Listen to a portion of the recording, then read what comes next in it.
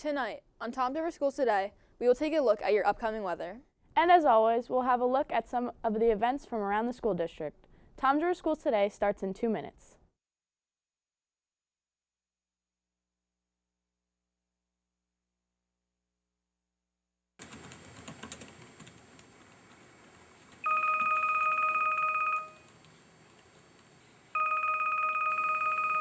Hello?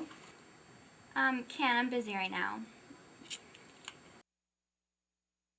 That's the way we get by, the way we get by. All that's the way we get by, the way we get by. That's the way we get by, the way we get by, the way. That's the way we get by. That's the way we get by. We found a new kind of dance in a magazine. Try it out, it's like nothing you ever seen. Your sweet talk like a cup, you know.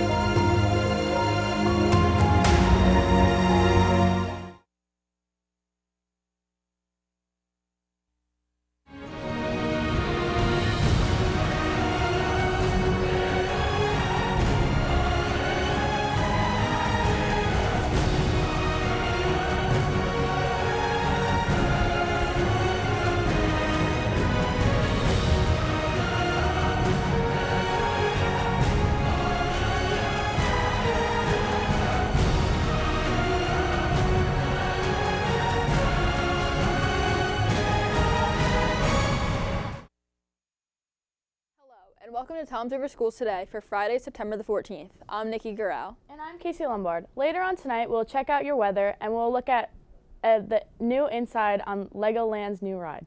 But up first tonight, we'll take a look at our elementary schools in our Elementary Happening segment.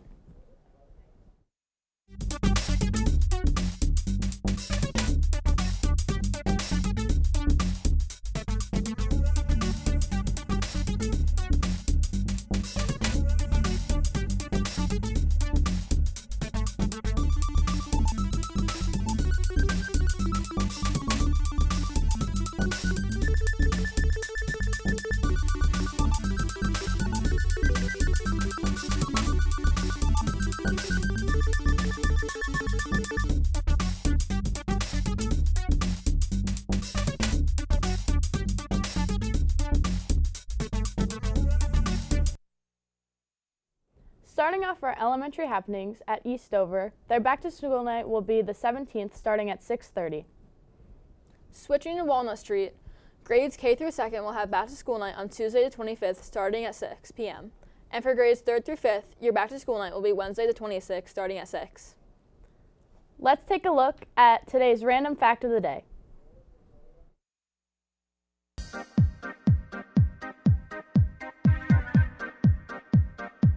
Hi, I'm Carly Lambusta from TV21's Random Fact of the Day. Did you know the character of Optimus Prime on the popular 1980s animated television series Transformers was originally written to speak with a Jamaican accent?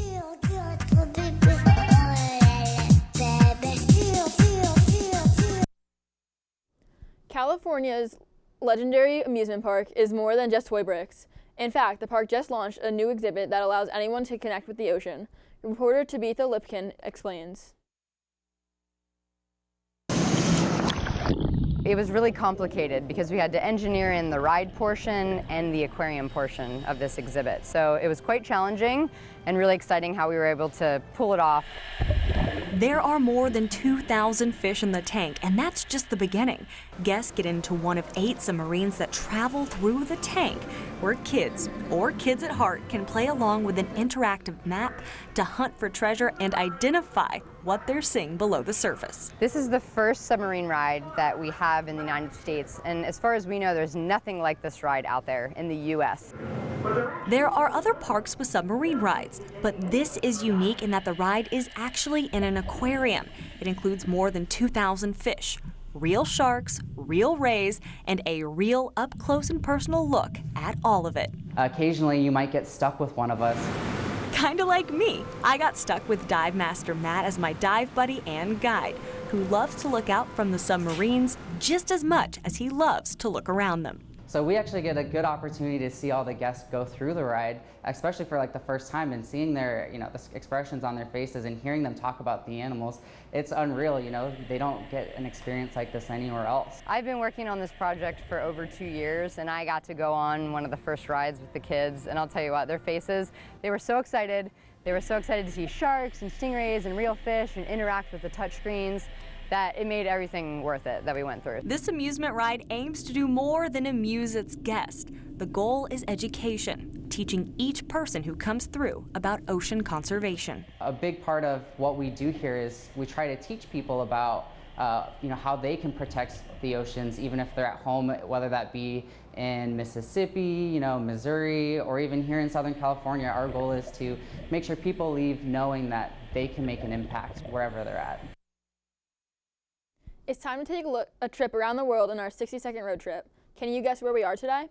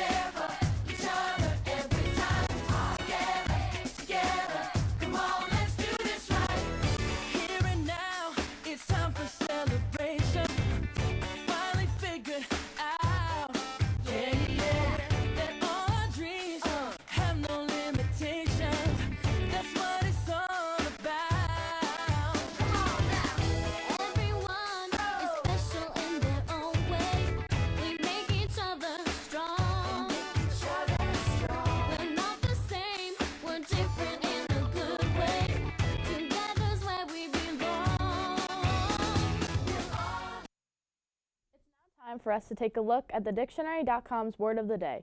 Today's word is advert, meaning to turn the mind or attention. And now for today's sentence of the day. The students did a very good job at advertising the teacher's attention from the cheating. Now we are going to take a short break, but coming up, we take a look at our intermediate happenings. And we'll also take a look at your weather, so stick around. We'll be right back.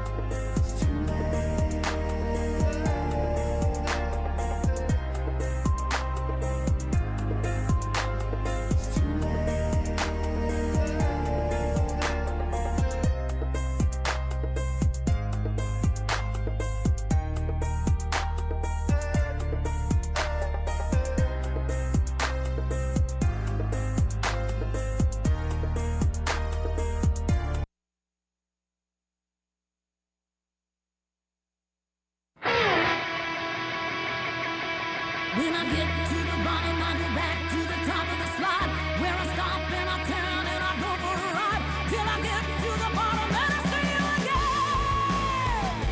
Yeah, yeah, yeah.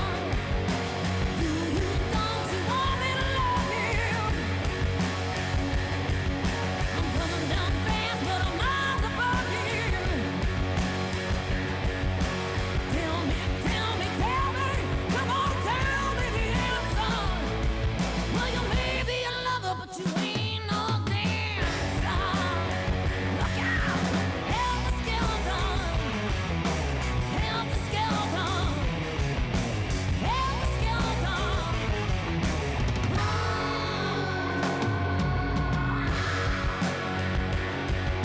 Will you want me to make you? I'm coming down fast, but don't let me break you.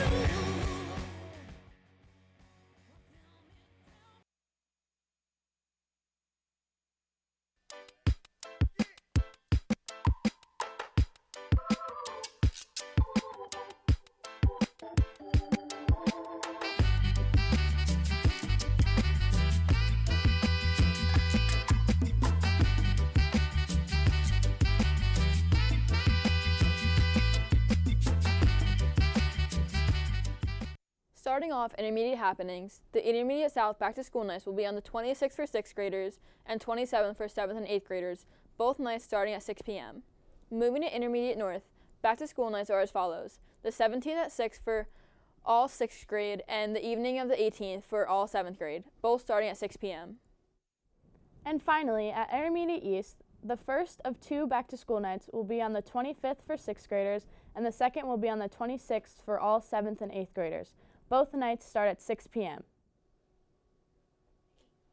It is now time for Environmental Tip of the Day.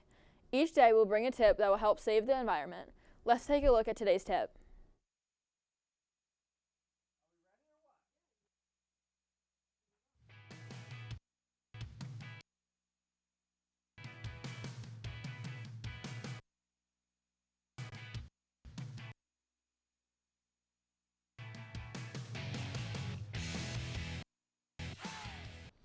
Book it. Dr. Seuss's 1971 book, The Lorax, stars a creature who speaks for the trees against those who'd cut them down. Talk about the message with your tykes. Book and matching plush doll, $5 each at Kohl's.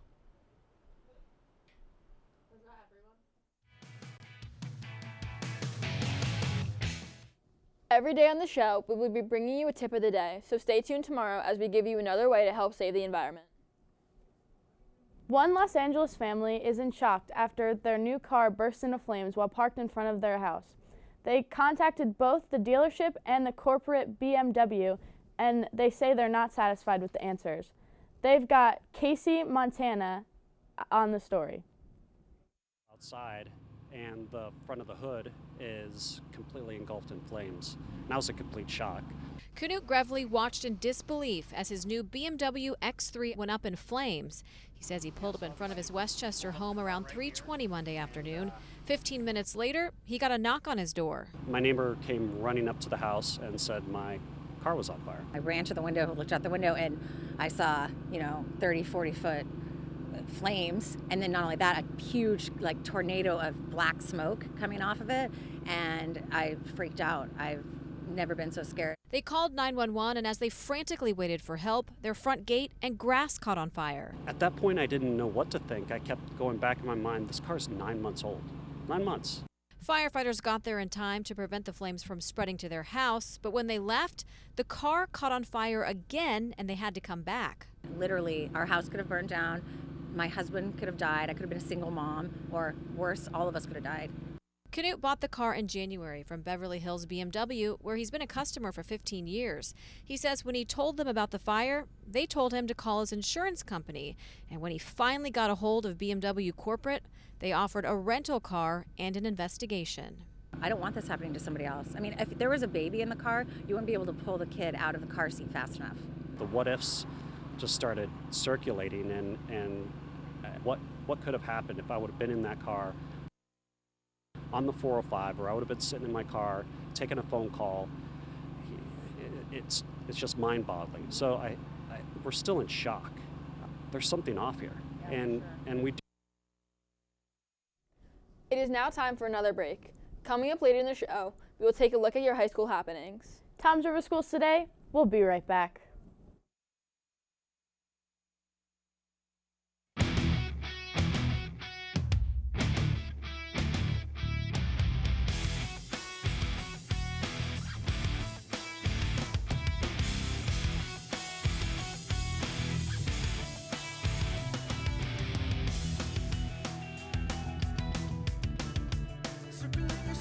Circling your head, contemplating everything you ever said. Now I see the truth, I got it down. A different motive in your eyes, and now I'm out. See you later. I see your fantasy. You wanna make it a reality, baby. Go see inside.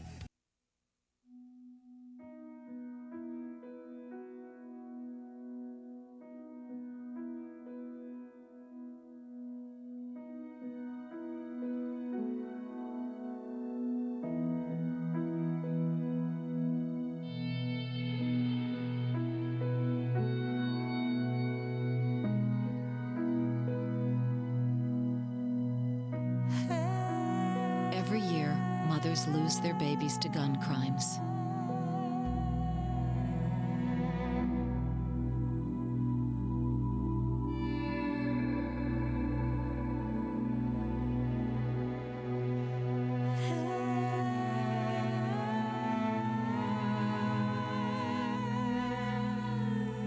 You'll always be your mother's baby.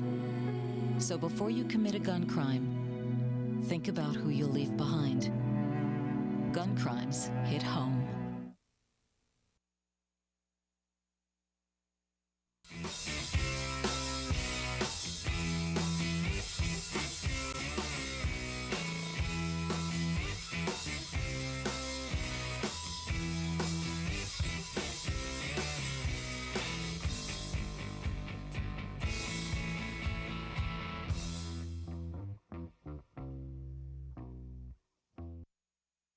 Starting off our high school happenings, attention students and staff. The school store is now open to serve you.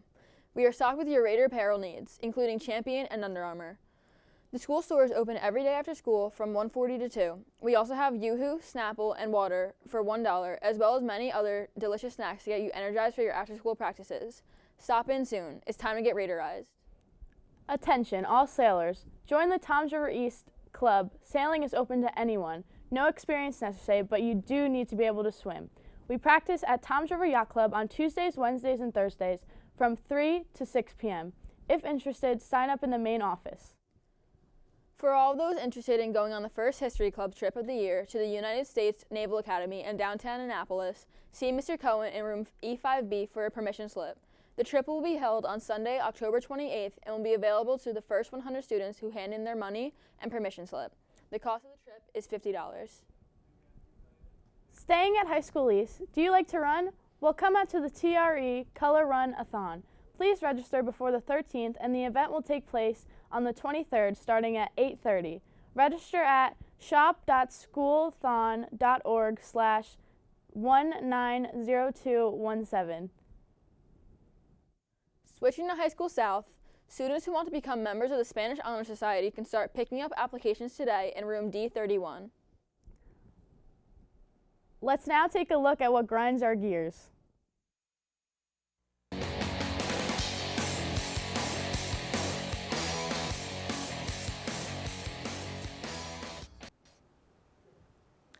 Hi, I'm Taylor Pistone, and it grinds my gears when I wake up 5 minutes before my alarm clock goes off.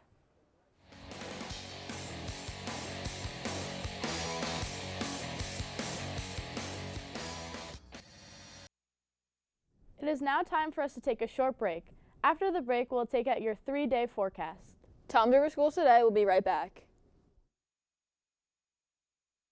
Crowded hallways are the loneliest places for outcasts and rebels, or anyone who just dares to be different.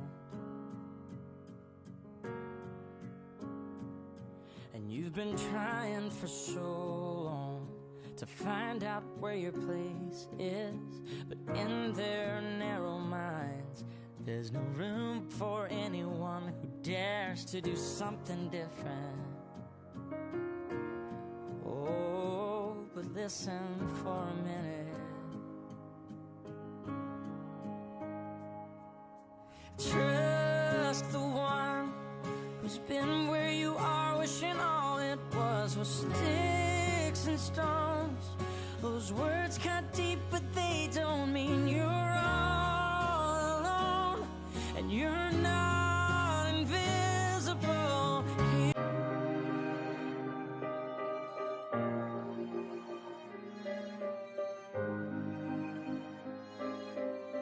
Sing a song for the broken hearted.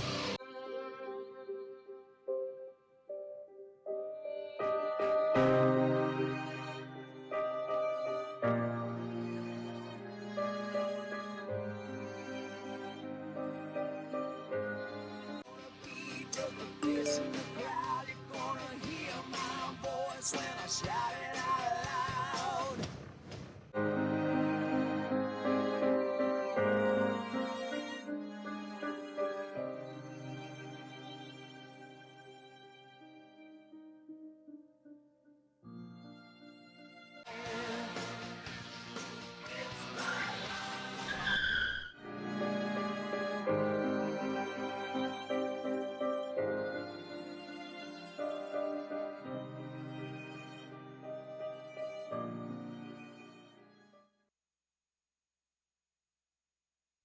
Let's now take a look at our 3-day forecast. Coming tomorrow, it will be partly cloudy with a high of 75 and a low of 64. For Sunday, the sun sticks around with a high of 74 and a low of 67. And finally, for Monday, it will be cloudy with a high of 79 and a low of 70. Wrapping up tonight's show, sometimes war veterans ride in 4th of July parades. Some even have streets and buildings named after them. Private John Bowles of Sequentia County was not one of those vets, but his family has now been reunited with a war medal that shows his bravery nearly 70 years ago. Dave Bowman reports. A sunset gathering of friends and family in New Milford. How you doing? Good, and yourself? A reunion of a family and a keepsake. I'm going to talk a little bit about your dad. Okay. Their dad is Private John Bowles, who died in 1996. In 1950, Bowles was just 17 when he was wounded in combat in Korea and awarded a Purple Heart. Hi, how are you? Michael Bowles. Michael Bowles and his brother have not seen their father's Purple Heart for almost 40 years. Have quite a few medals and decorations. In March, State Treasurer Joe Torcella showed us several unclaimed war medals locked in the Treasury's basement vault in Harrisburg. This medal was for a John Bowles of Susquehanna County. It was sent to Harrisburg from a safety deposit box from a bank in Scranton 12 years ago as unclaimed property. Newswatch 16 tracked down Bowles' sons living in New York State, and that led to this ceremony in New Milford. It is absolutely my pleasure to return this to where it belongs. It took place at a monument honoring Lee Canfield. Canfield joined the Army with John Bowles and died in combat in Korea. Bowles' sons believe their father put his Purple Heart in a safety deposit box because it brought back vivid memories of a war he didn't want to remember. But to his family, the medal is a reminder of a teenager's courage 68 years ago. It's a great thing to have back in the family. It shows the dedication that Dad had to things that he did. Gratitude that it's being returned to us. Some disappointment in myself that even after I had originally served in the Army, that I didn't ever come back and ask him to tell me more now that we had that bond. Awards like that now are a staple in people's lives, and being able to display his medals alongside some of ours, I'm very proud of that. Remember, if you have a story you would like us to cover, or if you have an announcement about an upcoming event, please send it inter-school mail to the TV studio at High School East. Or you can email us at tv21@trschools.com. Also, be sure to tune in to TV21 throughout the day to catch this show, as we bring you stories from around the district. Also, please take a look at our website, www.trschools.com/TV21. Well, that wraps up tonight's show. For Tom's River Schools Today, I'm Casey Lombard. And I'm Nikki Garau. Have a great night.